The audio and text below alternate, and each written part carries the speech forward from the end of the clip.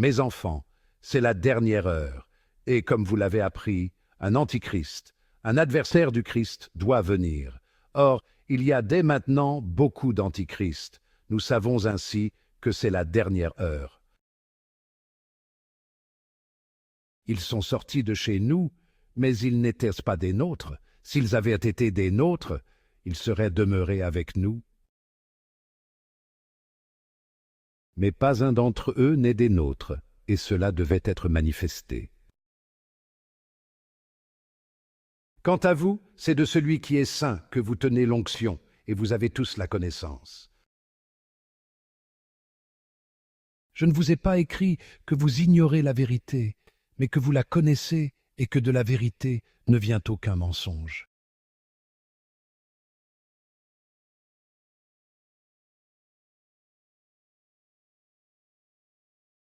Au commencement était le Verbe, et le Verbe était auprès de Dieu, et le Verbe était Dieu.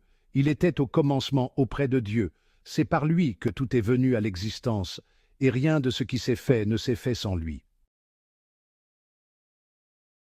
En lui était la vie, et la vie était la lumière des hommes. La lumière brille dans les ténèbres, et les ténèbres ne l'ont pas arrêtée. Il y eut un homme envoyé par Dieu. Son nom était Jean. Il est venu comme témoin, pour rendre témoignage à la lumière, afin que tous croient par lui. Cet homme n'était pas la lumière, mais il était là pour rendre témoignage à la lumière. Le Verbe était la vraie lumière, qui éclaire tout homme en venant dans le monde. Il était dans le monde, et le monde était venu par lui à l'existence, mais le monde ne l'a pas reconnu. Il est venu chez lui, et les siens ne l'ont pas reçu. Mais à tous ceux qui l'ont reçu, il a donné de pouvoir devenir enfants de Dieu, eux qui croient en son nom. Ils ne sont pas nés du sang, ni d'une volonté charnelle, ni d'une volonté d'homme, ils sont nés de Dieu. Et le Verbe s'est fait chair, il a habité parmi nous, et nous avons vu sa gloire, la gloire qu'il tient de son Père comme Fils unique, plein de grâce et de vérité. Jean le Baptiste lui rend témoignage en proclamant « C'est de lui que j'ai dit, celui qui vient derrière moi est passé devant moi, car avant moi il était. » Tous nous avons eu part à sa plénitude, nous avons reçu grâce après grâce, car la loi fut donnée par Moïse, la grâce et la vérité sont venues par Jésus-Christ. Dieu, personne ne l'a jamais vu, le Fils unique, lui qui est Dieu, lui qui est dans le sein du Père, c'est lui qui l'a fait connaître.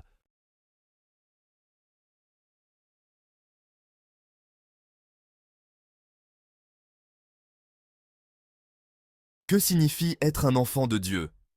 C'est une question qui résonne à travers les âges. Dans la tapisserie de l'existence humaine, nous recherchons souvent l'appartenance, un lieu où nous sommes pleinement connus et aimés. L'apôtre Jean, dans sa première lettre, offre une réponse profonde et magnifique. Nous sommes enfants de Dieu. Ce n'est pas un titre que nous méritons, c'est un cadeau que nous recevons. Jean nous rappelle, voyez quel amour le Père nous a témoigné pour que nous soyons appelés enfants de Dieu. Et nous le sommes. 1 Jean 3, 1. Ce verset est une puissante déclaration de l'amour immense et inconditionnel de Dieu pour nous. Nous sommes choisis, chéris et appelés siens. C'est une vérité qui a le pouvoir de remodeler notre perspective entière. Être un enfant de Dieu, c'est être héritier d'un héritage éternel. C'est un héritage d'amour, de grâce et de pardon. C'est une promesse que nous ne sommes jamais seuls, car notre Père marche à nos côtés à chaque pas. En embrassant cette vérité, nos cœurs se remplissent de gratitude et d'admiration. Nous sommes invités à nous reposer dans l'assurance de notre identité. Nous sommes les enfants bien-aimés de Dieu. Laissez cette vérité pénétrer profondément votre âme. Laissez-la transformer vos peurs en courage. Laissez-la vous rappeler que vous êtes infiniment aimés. Jean a écrit ces lettres à une communauté confrontée à la persécution et au doute. Les premiers chrétiens naviguaient dans un monde hostile à leur foi nouvelle. Ils avaient besoin d'encouragement. Ils avaient besoin de se rappeler leur identité en Christ. Imaginez l'impact des paroles de Jean sur ces premiers croyants. Face à l'adversité, on leur a rappelé qu'ils n'étaient pas seuls. Ils étaient enfants de Dieu, choisis et aimés par le Tout-Puissant. Cette vérité leur a donné de la force. Cela leur a donné de l'espoir. Aujourd'hui, nous sommes confrontés à nos propres défis. Le monde peut sembler sombre et incertain. Mais le message de Jean est intemporel. Il parle aux aspirations les plus profondes du cœur humain. Il nous rappelle que nous sommes aimés, nous sommes chéris, nous sommes enfants de Dieu. En lisant les paroles de Jean, laissez-les vous submerger comme une vague de paix. Laissez-les vous rappeler que quoi que vous affrontiez, vous n'êtes jamais seul. Le Dieu qui a créé l'univers vous appelle son enfant. Dans le prologue de l'évangile de Jean, nous rencontrons la vérité étonnante de la divinité du Christ. Au commencement était la parole, et la parole était avec Dieu, et la parole était Dieu. Jean 1:1. Ces mots brossent le portrait de Jésus, la parole de Dieu, existant avant le commencement des temps, un avec le Père. Jean poursuit, « Et la parole a été faite chair, et elle a habité parmi nous, pleine de grâce et de vérité, et nous avons contemplé sa gloire, une gloire comme la gloire du Fils unique venu du Père. » Jean 1:14. Ici, nous assistons au miracle de l'incarnation. Jésus, le Fils éternel de Dieu, s'est humilié, prenant chair humaine pour habiter parmi nous. La parole s'est faite chair pour nous révéler le cœur du Père. À travers la vie, la mort et la résurrection de Jésus, nous voyons la profondeur de l'amour de Dieu pour l'humanité. Il est la lumière du monde, brillant avec éclat dans les ténèbres, nous guidant vers l'espoir et le salut. En réfléchissant au miracle de la naissance du Christ, émerveillons-nous du mystère et de la splendeur de Dieu se faisant homme.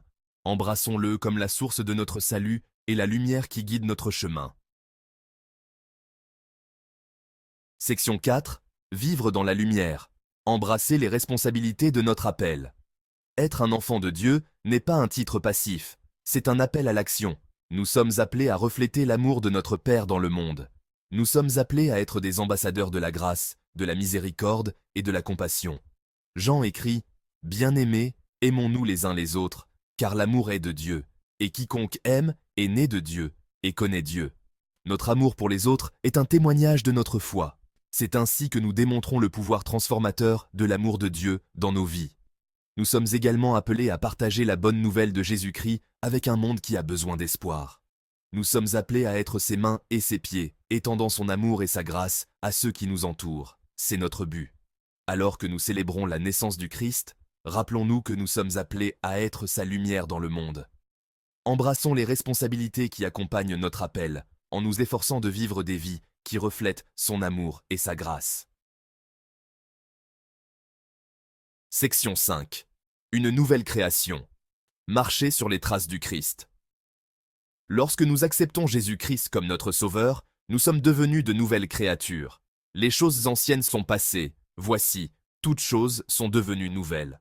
On nous offre un nouveau départ, une chance de vivre une vie transformée par la grâce de Dieu. Cette transformation n'est pas simplement un changement interne, c'est un appel à vivre différemment. C'est un appel à marcher sur les traces de Jésus, qui incarnait l'amour, la compassion et l'humilité. C'est un appel à être une force du bien dans le monde. En ce début d'année, renouvelons notre engagement à vivre comme des enfants de Dieu.